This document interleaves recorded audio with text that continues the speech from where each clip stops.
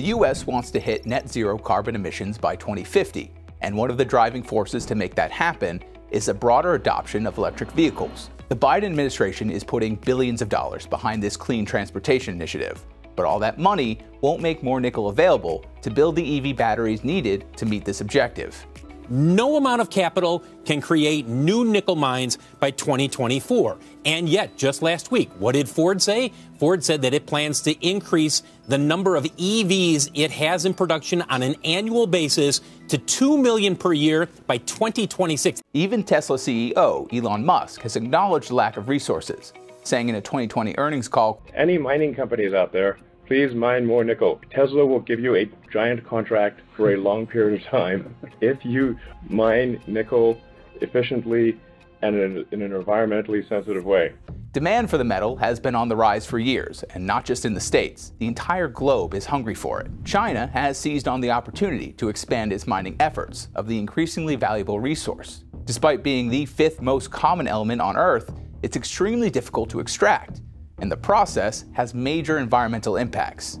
Multiple Chinese companies have been making billion-dollar investments in Indonesia, a country that, while rich with nickel, possesses a lower quality of the metal than that found in other areas.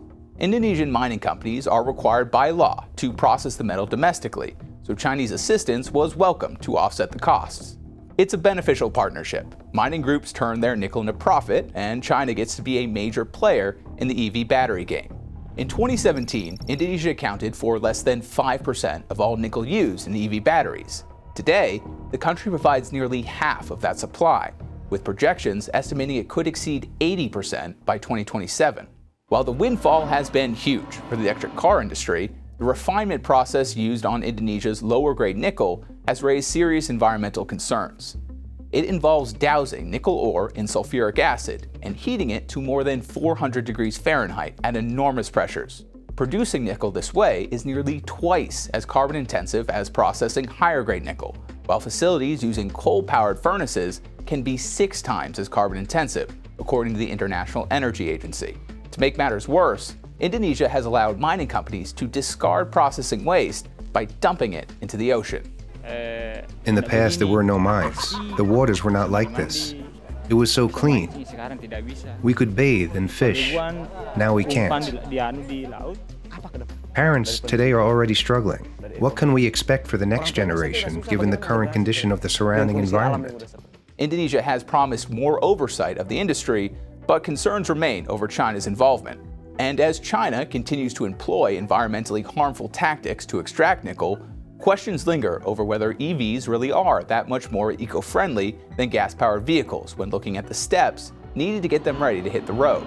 Can electric vehicles truly make a difference for the planet's environment? We'll get into that in our next video. Thanks for watching. We know that Americans' trust in media is near an all-time low. That is why Straight Arrow News is on a mission to bring you unbiased, fact-based reporting. To make sure that you get the journalism that you trust, like and subscribe to Straight Arrow News below. And to catch all of our content, go to our website, straightarrownews.com.